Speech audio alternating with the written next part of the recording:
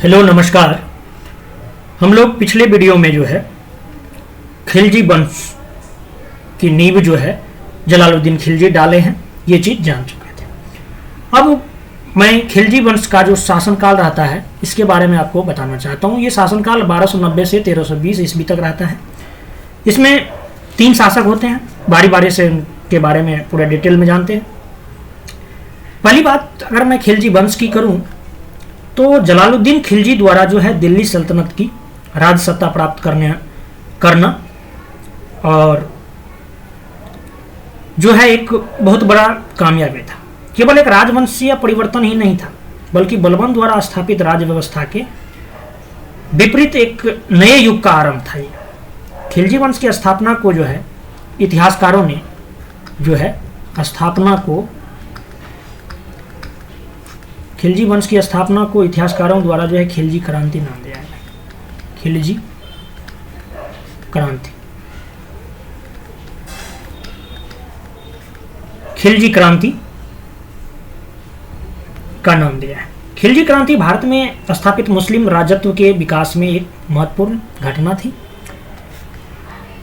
और हालांकि यद्यपि खिलजी भी मूलतः तुर्क ही थे, परंतु दीर्घ काल तक अफगानिस्तान में रहने के कारण उन्होंने वहाँ की आदतों और रीति रिवाजों को जो है अपना लिया था। और रीति रिवाज को जब अपना लेता है, आप जैसा कम कर्म कीजिएगा वैसा हो जाता है। तो इसको भी जो है मतलब अफगानिस्तान में रह बस गए तो वहाँ के रीति रिवाजों को अपना लिया, तो रीति रिवाज को अपना लिया तो इसीलिए इसको निम्न जाति के मुस्लिम माना जाने लगा। निम्न जाति का मुस्लिम माना जाने लगा। और जलालुद्दीन ने जो था जो गद्दी प्राप्त की वह न तो वंशाधिकार से प्राप्त हुई है और न ही चुनाव से। तो जातीय उच्चता या खलीफा की स्वीकृति पर भी उन्होंने अपना कोई दावा प्रस्तुत नहीं किया।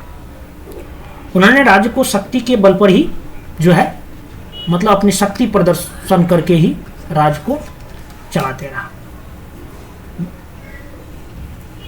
उन्होंने धर्म की राजनीति से अपने आप को दूर रखने का प्रयास किया है। ये बहुत अच्छी बात था इसमें, धर्म की राजनीति से, क्योंकि आज कल देखिएगा ना तो क्या बताएं। तो इसलिए ये जलालुद्दीन खिलजी का मतलब अच्छा वर्क था। उन्होंने जो है धर्म की राजनीति से दूर रखने का अपने आप को तो प्रयास किया ही। इसके अतिरिक्त उसने खिलजियों ने जो है मतलब खिलजियों में जो भी शासक रहे उन्होंने भारतीयों को उच्च पदों पर नियुक्त करने की परंपरा आरंभ किया। ये बहुत अच्छा बात है, उच्च पद पर जो है भारतीयों को भर्ती करने का। ठीक है।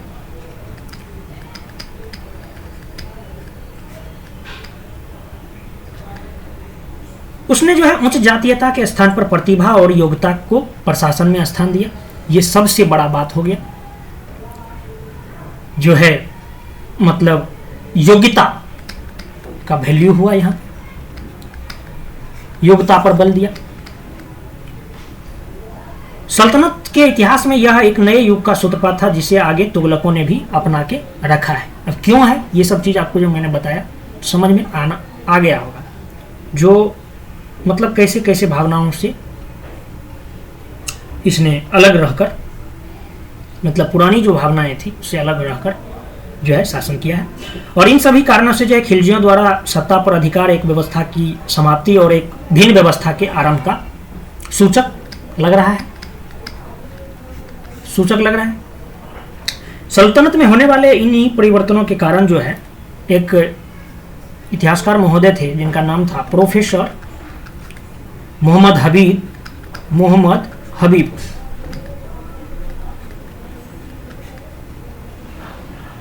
जो है इस खिलजी वंश की स्थापना को एक क्रांति का नाम दिया है। ठीक है, प्रोफेसर मोहम्मद हबीब। तो ये हो गई खिलजी वंश के बारे में। अब जो है खिलजी वंश की क्रांति लाने वाले जो रहे हैं उनके बारे में जानना तो जरूरी हो जाता है। अब हम लोग खिलजी वंश की स्थापना जो करते हैं उनका नाम क्या है? उनका नाम है जलालुद्दीन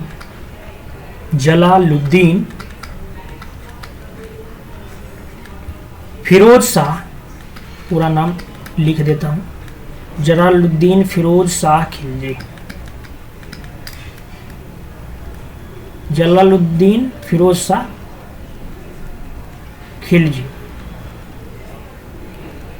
और इसका जो शासनकाल रहता है ना, 1290 से कोइमर्स की हत्या करके बनता है खुद, और 1296 तक जो है गद्दी पे बना रहता है। खिलजी वंश के संस्थापक जो हैं ये रहते हैं जलालुद्दीन खिलजी।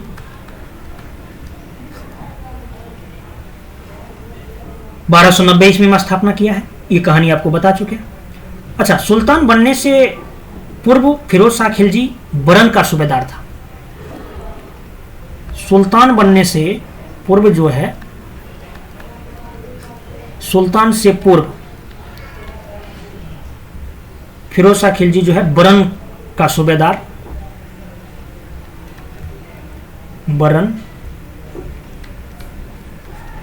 बरन का सूबेदार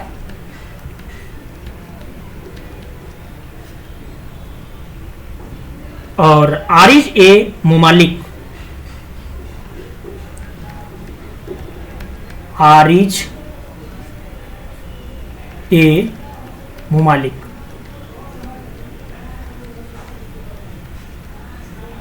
इसको सैन्य मंत्री बोलते थे भाई, ध्यान रखिए, सैन्य मंत्री के पद पर था ये। और इससे पहले जो है इसे कैकूबाद जो है शाइस्ता खां की उपाधि भी दी थी, ये भी याद रखिएगा, शाइस्ता खां की उपाधि भी मिला था। किसको? जलालुद्दीन फिरोज शाह खिलजी को। जलालुद्दीन खिलजी ने जो है कैकूबाद द्वारा बनवाए गए अपूर्ण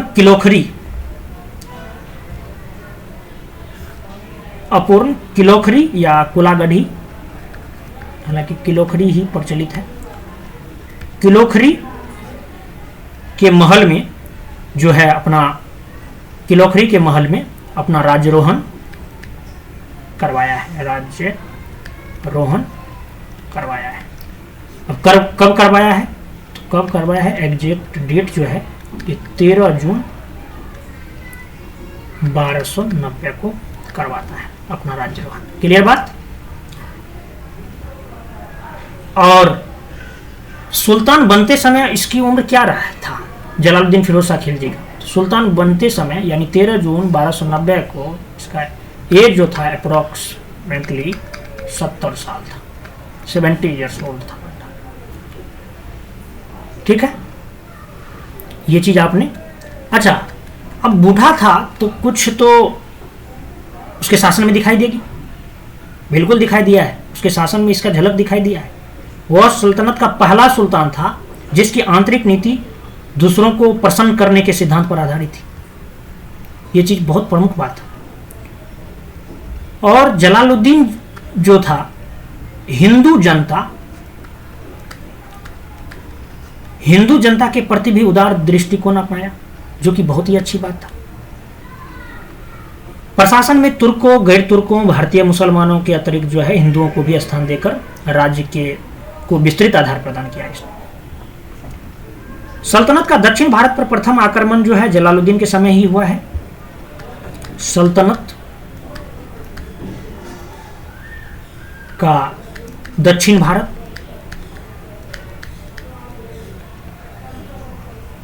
पर जो है प्रथम आक्रमण इसी के कार्य में हुआ है। और उसका भतीजा अलाउद्दीन जो करा का सूबेदार था, भतीजा था जिसका नाम था अलाउद्दीन, आगे आप इनके बारे में जानेंगे, अलाउद्दीन। और ये उस टाइम मतलब करा का सूबेदार था, करा का सूबेदार था। और इसी ने जो है दक्षिण का अभियान करके देवगिरी के शासक, दक्षिण भारत का अभियान किया और देवगिरी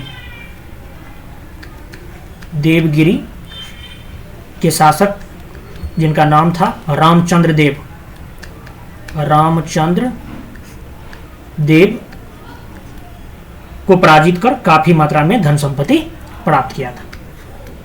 ठीक है।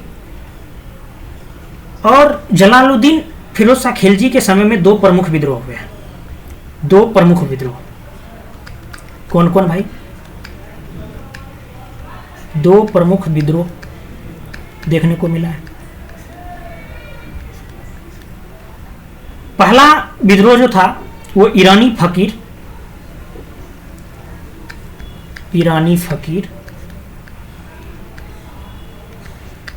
इनका नाम था सीदी मौला।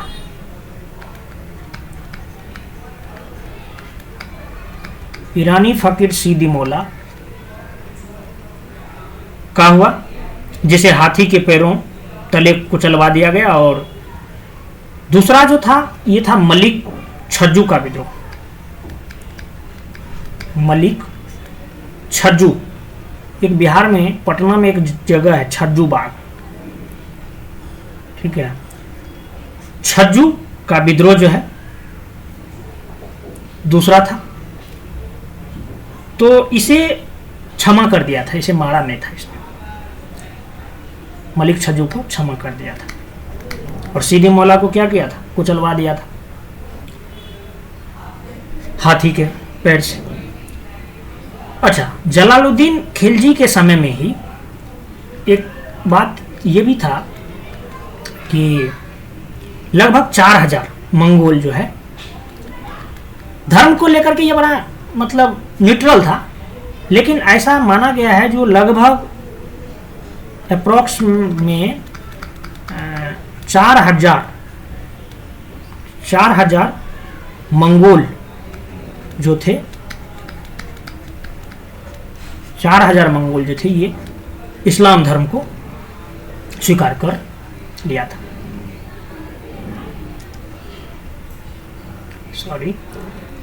इस्लाम धर्म को अपना लिया था और इस्लाम धर्म को अपना लिया और दिल्ली के निकट जो है मंगोलपुरी में बस गया था। ये इस्लाम धर्म के अपनाने के बाद मंगोलपुरी में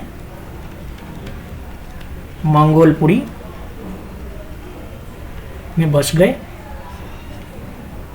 और यही जो है मंगोलपुरी में जो बस गए, और यही जो 4000 मंगोल थे ना, यही नवीन मुसलमान कहलवाए। नवीन मुसलमान, ये भी आप ध्यान रखिएगा। नवीन मुसलमान जो है यही लोग कहलवाए। जुलाई 1296 की बात है। जुलाई 1296 को जो है अलाउद्दीन खिलजी के दक्षिण विजय की बधाई देने के उपलक्ष्य में जलालुद्दीन खिलजी कड़ा गया, क्योंकि आपको मैंने बता चुका हूं जो कड़ा का सूबेदार था अलाउद्दीन, जहां जो है इसके धोखे से क्या कर दिया जाता है? धोखे से हत्या कर दी गई है। ठीक है। सोच सकते हैं चाचा भतीजा का रिश्ता था, लेकिन क्या कीजिए, शासक बनने के लिए तो सब कुछ हो सकता है। जलालुद्दीन जो है अपने विद्रोहियों के प्रति भी दुर्बल नीति का पालन किया। वह कहा करता था कि मैं एक वृद्ध मुसलमान हूं और मुसलमानों का रक्त बहाने की मेरी आदत नहीं है। ठीक है। ये कोट सब कभी कभी पूछा जाता है, खास करके बीपीएससी सब में पूछ सकता है, ध्यान रखिए। मैं एक वृद्ध मुसलमान हूं,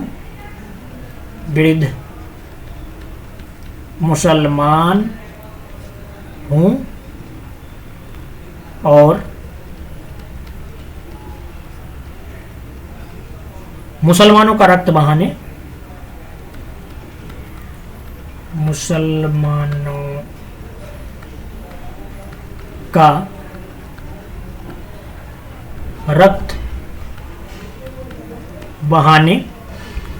की मेरी आदत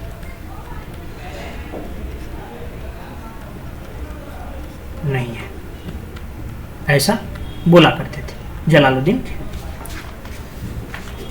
तो प्रमुख बातें जलालुद्दीन खिलजी के बारे में आपको मैंने बता दिया।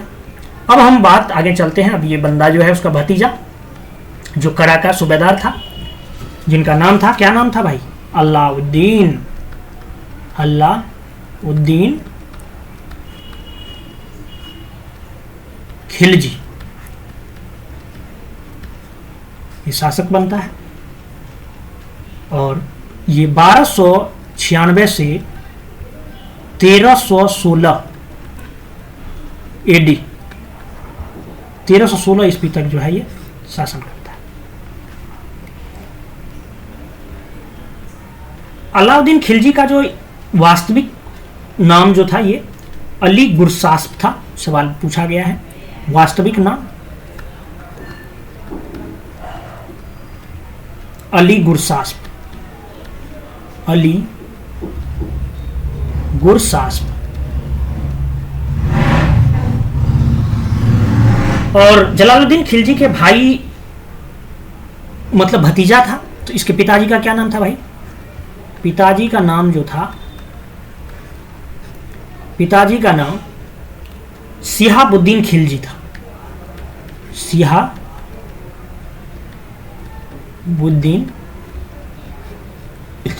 खिलजी, ठीक है। और इसी से जो है मतलब अलाउद्दीन खिलजी से ही जलालुद्दीन ने अपनी पुत्री का विवाह अलाउद्दीन खिलजी से ही करवाया था और उसे करा का सूबेदार बनाया था। तो करा जो हम बार बार बोल रहे हैं, तो करा जो इलाका था, ध्यान में रखिएगा, ये करा, ये इलाहाबाद वाला इलाका था भाई, इलाहाबाद। अब तो प्रयागराज हो गया ना, हाँ, तो वही प्रयागराज, ठीक है। अलाउद्दीन खिलजी ने स्वयं को करा में ही सुल्तान घोषित कर दिया था, यहीं पे स्वयं को सुल्तान घोषित कर दिया। किंतु उसने अपना राज्याभिषेक दिल्ली में बलबन के लाल महल में करवाया। ये चीज याद रखिएगा, पूछा जाता है। राज्याभिषेक जो है, राज्याभिषेक कहाँ करवाया? तो ये लाल महल में करवाया था। लाल महल किसने बनवाया था? बलबन, याद रखिए, बलबन के लाल महल में करवाया था। उसने जलालुद्दीन खिलजी की उदारता और मानवतावाद के सिद्धांतों को जो है नहीं माना है और लोगों को भयभीत करने के सिद्धांत को अपने शासन संचालन का आधार बनाया है, डरा धमका के रखने वाला तरीका। और इस सिद्धांत को जो है अमीरों और आम जनता पर भी लागू किया है। अगर देखा जाए तो उसने बलबन के गुप्तचर विभाग को पुनः संगठित किया है। ये बलबन का जो गुप्तचर विभाग था, अब भाई वहां पे जाके उसी के यहाँ मतलब राज्याभिषेक करेगा तो उसके मतलब विचारों से ये वाकिफ होंगे, विचारों से सहमत होंगे। जैसे अभी आप लोग मतलब देखते होंगे जो नेता सब जो अपने लोगों का आधुनिक नेता सब जो हैं, ये सब मतलब जिनको मानते हैं, कोई अंबेडकर जी को मानते हैं तो अंबेडकर जी का बड़ा बड़ा फोटो लगाते हैं, और अगर उसका शासन रहता है तो अंबेडकर जी का। जैसे अभी आप कुछ दिन पहले सुने होंगे केजरीवाल साहब जो है, आम आदमी पार्टी सरकार बनाया पंजाब में, तो उसने भगत सिंह को बहुत ही मतलब मानते तो सब हैं, लेकिन वो अपना उनकी पार्टी जो है उनके विचारधारा से ज़्यादा ये है प्रेरित। तो वो भगत सिंह के गांव में जाकर के अपना ये राज्याभिषेक करवाए भगवत मान साहब। तो यही चीज़ था। तो बलबन के लाल महल में गया तो बलबन के गुप्तचर जो संस्था था, गुप्तचर को इसने भी जो है अलाउद्दीन ने भी जो है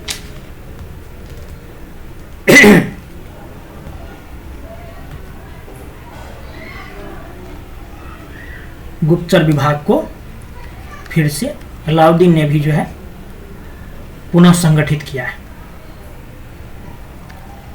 पुनः संगठित किया है, ठीक है। और इस टाइम के अलाउद्दीन खिलजी के टाइम के प्रसिद्ध इतिहासकार और राजनीतिक विचारक जो थे जियाउद्दीन बर्नी, जियाउद्दीन बर्नी, इसने भी अलाउद्दीन खिलजी के शासन संचालन और उसकी नीतियों को देखते हुए कहा था कि जब उसने जो है राजत्व प्राप्त किया तो वह शरीयत के नियमों और आदेशों से पूर्णतया स्वतंत्र था। ऐसा बात किसने कहा है? जियाउद्दीन बर्नी ने कहा था। मतलब स्वतंत्र रूप से शासन कर रहा है, कोई न प्रेशर, ठीक है, नियमों और आदेशों से पूर्णतः जो है स्वतंत्र था। ऐसा बात जियाउद्दीन बर्नी ने कहा था। ये तो हो गई अलाउद्दीन खिलजी की बेसिक बात है। अब जो है हम लोग अलाउद्दीन विस्तार किया है भाई, साम्राज्य विस्तार किया है, तो उसको जानना जरूरी है। तो हम लोग हेडिंग डालते हैं साम्राज्य विस्तार की नीति, पॉलिसी ऑफ इंपायर एक्सपेंशन। साम्राज्य विस्तार की नीति क्या रहा है अलाउद्दीन खिलजी का, ठीक है। अलाउद्दीन खिलजी जो है, अगर इनकी साम्राज्य विस्तार नीति की बात करें पॉलिसी को लेकर, तो साम्राज्यवादी और महत्वाकांक्षी शासक था ये। और पूर्व के साम्राज्यवादी शासकों में अगर बात कर लें किनसे मतलब प्रेरित था, तो आप देख सकते हैं सिकंदर महान, सिकंदर हो गया, अशोक हो गया, समुद्रगुप्त हो गया, समुद्रगुप्त के भांति ये भी जो है विश्व विजय करना चाहता था, इन लोगों की भांति। और इसी उद्देश्य से उसने जो है उपाधि भी लेता है। उपाधि लेता है क्या? उपाधि लिया है सिकंदर ए सानी की उपाधि लिया है, सिकंदर ए शानी, सिकंदर ए सानी की उपाधि धारण करता है। लेकिन उसकी इच्छा एक नवीन धर्म की स्थापना करने की भी थी, जो कि अब जलालुद्दीन का देखें न्यूट्रल था। लेकिन इसका एक मन में ऐसा था जो नवीन धर्म की स्थापना करने का भी था। लेकिन इनके कोतवाल थे, कोतवाल थे, उनका नाम था अन्ना उल मुल्क, अन्ना उल मुल्क। इसने जो है इसको सलाह दिया था जो नवीन धर्म की स्थापना मत कीजिए, और इसी वजह से वो जो है इसी अन्ना उल मुल्क के ही सलाह पर जो है उसे त्याग दिया। अलाउद्दीन अपने साम्राज्य विस्तार नीति के तहत जो है उत्तर और दक्षिण, नॉर्थ और साउथ के राज्यों के प्रति जो अलग अलग नीति अपनाई है। नॉर्थ के लिए अलग और साउथ के लिए अलग। उत्तर के लिए उत्तर भारत के राज्यों को जीतकर उन्हें जो है अपनी सल्तनत का हिस्सा बना लेता है। नॉर्थ वाले को जो जीतता है तो सल्तनत में मिला लेता है, ठीक है। जबकि दक्षिण भारतीय राज्यों पर उसने जो है अप्रत्यक्ष नियंत्रण करता है, अप्रत्यक्ष रूप से अप्रत्यक्ष नियंत्रण रखा है। उसने अपनी अधीनता स्वीकार करवाई और कर और उपहार प्राप्त किए। अगर इस प्रकार देखा जाए तो दक्षिण भारत पर अलाउद्दीन के आक्रमण का मुख्य उद्देश्य क्या है? अप्रत्यक्ष रूप से है, मतलब कर लेना है, टैक्स लेना है, धन संपत्ति प्राप्त करना है कि नहीं है? तो ये हो गई साम्राज्य विस्तार की नीति को लेकर बात। अब अगर अलाउद्दीन के जो हम अगर बात करें प्रमुख सैन्य अभियान भी रहा है इसका, उस पर थोड़ा अगर जिक्र कर ले। प्रमुख सैन्य अभियान,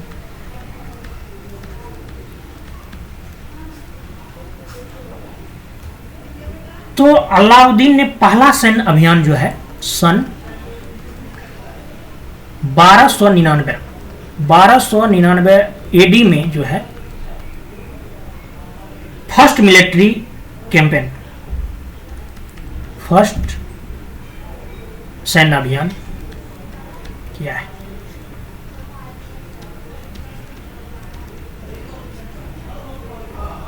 और किसके? गुजरात के बघेला राजपूत पहला सैन्य अभियान किया है। गुजरात के बघेला राजपूत, जिसका नाम था रायकर्ण द्वितीय।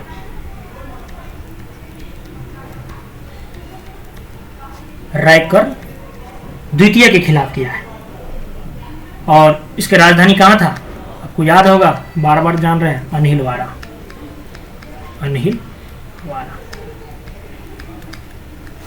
राजधानी थी। और इस अभियान का जो नेतृत्व था, ये खिलजी वंश की तरफ से जो है, अलाउद्दीन की तरफ से नेतृत्व जो है, नेतृत्व कौन कर रहा था?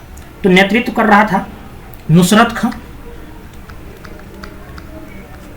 खां और उलगू खां।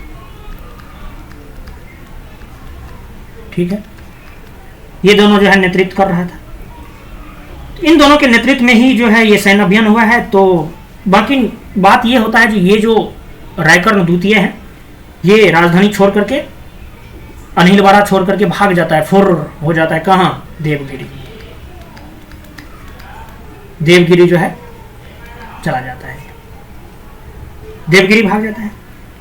और देवगिरी जो भाग जाता है, तो इस अभियान में नुसरत खान ने जो है एक हिंदू हिजरा दास को 1000 स्वर्ण दिनार में खरीदा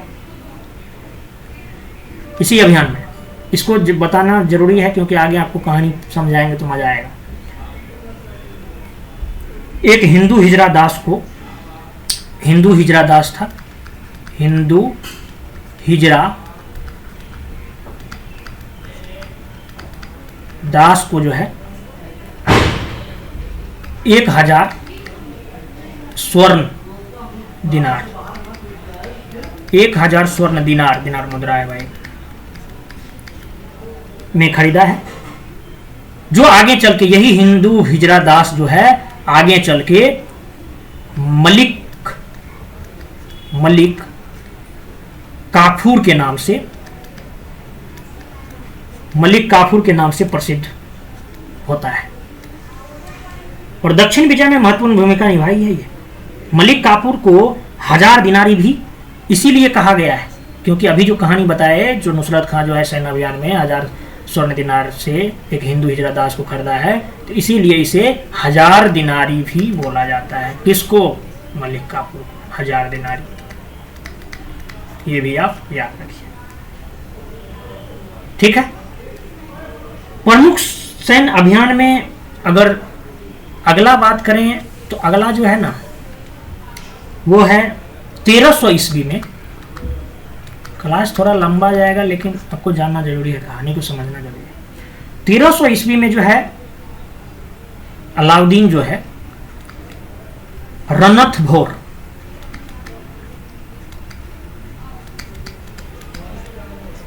रणथंभोर के दुर्ग पर जो है घेरा डालता है। रणथंभोर के दुर्ग पर घेरा डालता है और वहां के शासक, यहाँ के शासक थे हमीरदेव। यहाँ के शासक हमीरदेव को जो है युद्ध के लिए आमंत्रित करता है, युद्ध के लिए आमंत्रित करता है। लेकिन ये बंदा बड़ा चालाक था। इसने जो है 1301 ईस्वी में, 1301 एडी में हमीर देव के एक मंत्री थे जिनका नाम था रनमल। इनके एक मंत्री थे जिनका नाम था रनमल। रनमल की धोखेबाजी के कारण जो है अलाउद्दीन ने जो है रणथंभोर के किले पर अधिकार कर लिया। इसी के कारण 1303 ईस्वी में, 1303 ईस्वी में जो है अलाउद्दीन जो है चित्तौड़ पर आक्रमण किया है, जो कि मेवाड़ की राजधानी थी। यहाँ पर जो उस टाइम शासन कर रहा था, वो कर रहा था गुहिलोत वंश। गुहिलोत वंश और इसका जो था राजपूत शासक था जिसका नाम था राणा, नाम सुने होंगे खटाक से, ये नाम होता है राणा रतन सिंह। राणा रतन सिंह जो है शासन कर रहा था और इसी के पत्नी का नाम, फिल्म आप लोग देखे होंगे, इसी के पत्नी का नाम जो है पद्मिनी, पद्मिनी था। चित्तौड़ विजय के बाद जो है अलाउद्दीन ने, ये चित्तौड़ वाली बात है, चित्तौड़, मेरे बातों पे ध्यान रखिएगा, ये तो मैं लिखते जाता हूँ छोटा छोटा, जो आपका नज़र वहाँ पे रहे, मेरी कहानी पे ध्यान दीजिए। अब चित्तौड़ का जो ये विजय कर लेता है सारा कुछ, तो उसके बाद जो है अलाउद्दीन ने यहाँ का शासन प्रबंध अपने ज्येष्ठ पुत्र, चित्तौड़ का जो शासन है अपने बड़े बेटे खिज्र खां को सौंप देता है, बड़े बेटे खिज्र खां को सौंप देता है।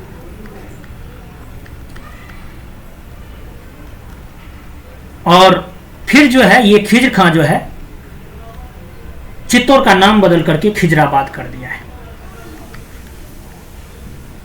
मतलब यही किया है, अलाउद्दीन ही किया है, नाम बदल करके जब खिज्र खां शासन करने लगा तो इसका नाम खिजराबाद कर दिया। ठीक है,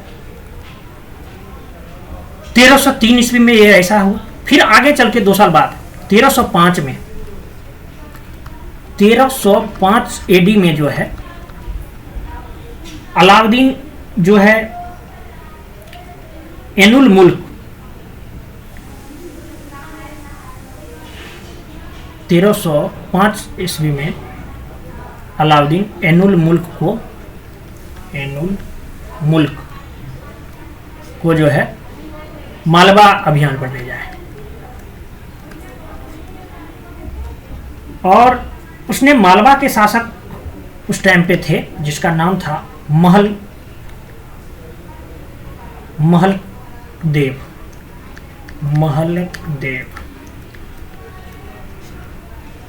देव को जो है पराजित कर देता है और उज्जैन, धार और चंदेरी को भी जीत लेता है।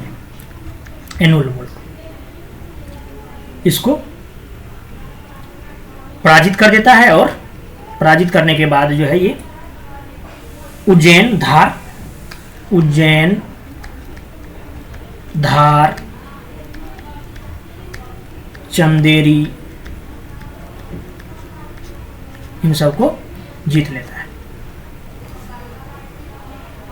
अब जीत लिया तो जीतने के बाद जो है अलाउद्दीन एकदम खुशी से क्या करता है, इसको एनुल मुल्क को वहां का सूबेदार नियुक्त कर देता है।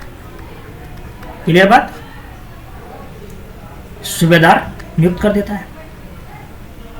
फिर आगे चल के 1308 ईस्वी में जो है सेवान की ओर, 1308 में सेवान की ओर अभियान किया है और 1311 ईस्वी में जालोर का विजय किया है, दोनों पर विजय प्राप्त किया है। जालोर का अभियान जो है उत्तर भारत का, ये जालोर का अभियान जो था ये उत्तर भारत का अंतिम अभियान था, याद रखिए, अंतिम अभियान अलाउद्दीन का। ठीक है, तो ये जो था प्रमुख सैन्य अभियान, हम लोग जो है अलाउद्दीन के प्रमुख सैन्य अभियान के बारे में देखें। अच्छा, अगर आप थोड़ा सा अलाउद्दीन के बारे में और जानें, वैसे सवाल नहीं पूछा जाता है लेकिन जान लीजिए, अगर अलाउद्दीन की नीति के बारे में आपको जैसे मैंने बताया, जो उत्तर के लिए अलग था, दक्षिण के लिए अलग था, तो दक्षिण की नीति कुछ प्रमुख रहा है, इसलिए उसको जानना जरूरी हो जाता है। तो हम लोग साउथ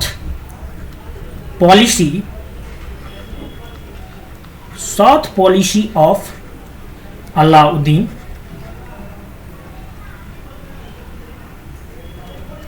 अलाउद्दीन के बारे में थोड़ा जिक्र करते हैं। अलाउद्दीन सल्तनत का पहला शासक था जिसने कि दक्षिण भारत का अभियान प्रारंभ किया। हालांकि बात किया जाए तो यद्यपि जलालुद्दीन खिलजी के काल में भी अलाउद्दीन ने दक्षिण अभियान पर वहां के धन संपत्ति पर अधिकार प्राप्त किया था, और इसी नीति को आगे बढ़ते हुए उसने दक्षिण के लिए जो है मलिक काफूर को सेनापति नियुक्त करता है। मलिक काफूर को, इसके बारे में आपको हम अच्छे से बता चुके हैं। मलिक काफूर को सेनापति नियुक्त करता है।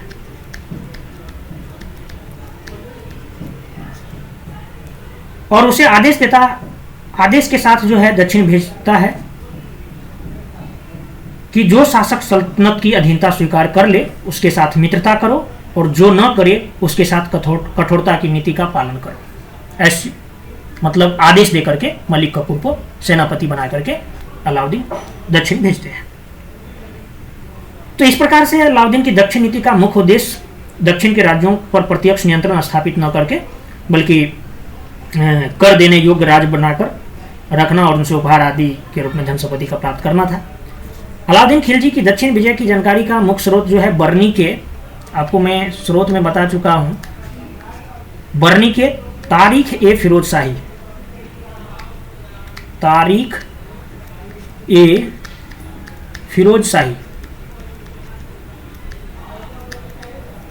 और अमीर खुसरो की,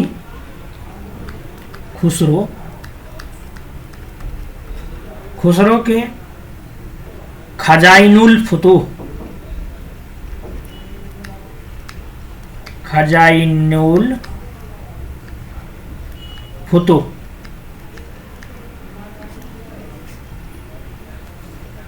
और इसामी की फुतूह उल फुतूह, चलो लिख ही देते हैं यार, इसामी के फुतूह उस सलातीन, फुतूह उस सलातीन में इसकी जानकारी मिलता है। और इन सब के अनुसार जो है, इन सब के अकॉर्डिंग जो है, दक्षिण भारत के कई राज्य थे जिनमें चार प्रमुख थे देवगिरी, चार जो प्रमुख थे उसमें थे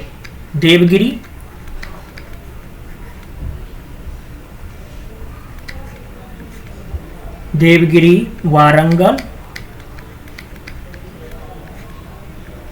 द्वार समुद्र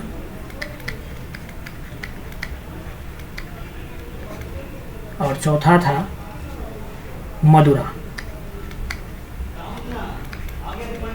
अच्छा, उस टाइम में कौन वंश शासन कर रहा था? देवगिरी में यादव वंश, वारंगल में काकतीय वंश और द्वार समुद्र में होयसल वंश और मदुरा में पांड्य वंश जो है शासन कर रहा था।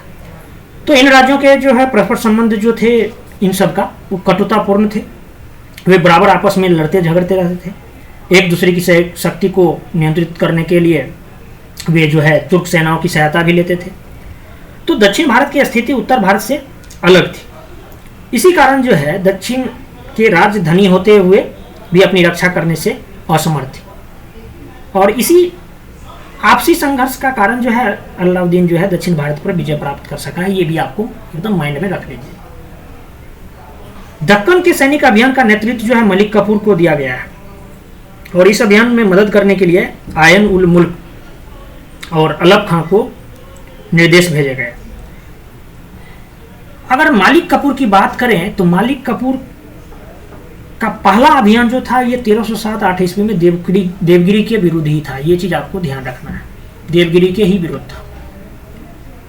और सत्ता पर अधिकार करने से पूर्व ही वहां के शासक रामचंद्र देव जो है आत्मसमर्पण कर देता है और वार्षिक नजराना देने को तैयार हो जाता है। और तैयार होने के साथ साथ जो वह पुत्री का विवाह अलाउद्दीन के साथ किया है, ये भी ध्यान में रखिए। नहीं, राजा कितना शादी कर लेता था। खैर, बात निकलेगी तो दूर तलक जाएगी ही भाई, तो इसमें कोई दो राय नहीं है। 1309-10 ईस्वी में 1309-10 एडी में जो है मलिक काफूर वारंगल पर आक्रमण करता है। वारंगल पर आक्रमण करता है और आक्रमण करते ही मतलब बहुत जल्दी ही जो अंत हो गया है इसका मेन वजह ये रहा जो राय रुद्रदेव जो है आत्मसमर्पण करने को तैयार हो गया है। यहाँ के शासक जिसका नाम था रुद्रदेव। यह आत्मसमर्पण के लिए तैयार हो गया है और वह अपने राजकोष का एक भाग अलाउद्दीन को देने को तैयार हुआ और वार्षिक नजराना अदा करने के लिए भी सहमत हो गया। मलिक कफूर जो है पुनः, अब एक काम हो गया, दूसरा निपट गया, तो तीसरा पुनः जो है ये चला जाता है कहाँ? द्वार समुद्र। द्वार समुद्र, द्वार समुद्र के किले को घेरा। द्वार समुद्र गया, उसके किले को घेरा और द्वार समुद्र के शासक ने अपार धन और वार्षिक नजराना देने का ये भी वचन दे दिया। ये खटाखट ये मतलब अपना काम पूरा कर रहा है। इसके बाद वह मावार की ओर जो है, मावार यानी मदुरा वाला इलाका की ओर जाने लगा और जाते जाते जो है ये मदुरा पांड्यों की राजधानी था, ये भी आपको ध्यान रखिएगा। मदुरा पहुंचता है और मदुरा जो है ये पांड्य, पढ़ चुके हैं आप, नहीं पढ़े हैं तो थोड़ा बहुत बताएंगे आगे। पांड्य वंश की राजधानी है, रहता है ये, यहां पहुंचता है।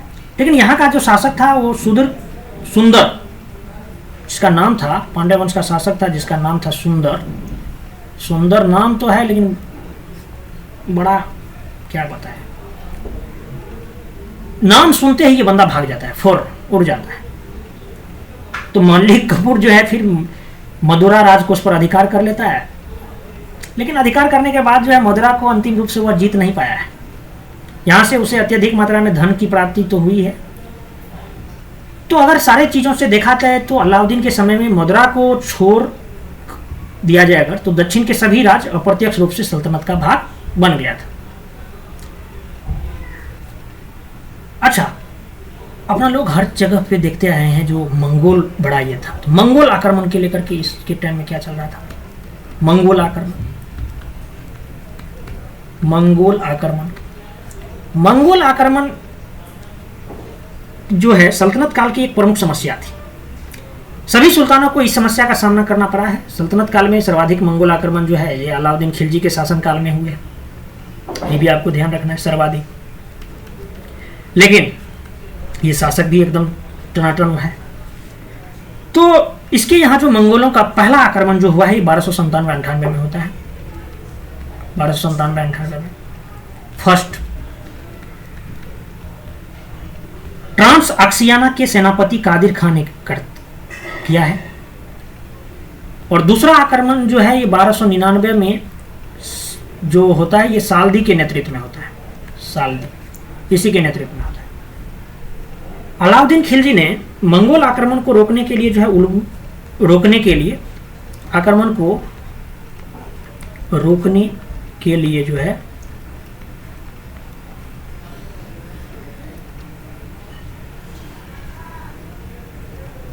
कुछ सेनापति का सहायता ली है, प्रमुख सेनापति। किसका किसका? उल्गू खां का, उल्गू खां, जफर खां,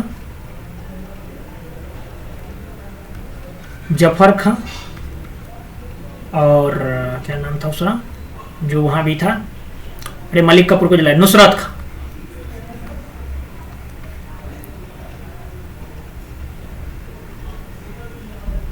इन सब के सहायता लिया है। लेकिन होता यह है कि जफर खां का जो मृत्यु है वो हो जाता है 1299 ईस्वी में, मंगोलों के खिलाफ लड़ते हुए हो जाता है जफर खां की मृत्यु। और फिर मंगोलों का जो चौथा आक्रमण जो है वो यह महत्वपूर्ण है, जो कि 1303 ईस्वी में होता है।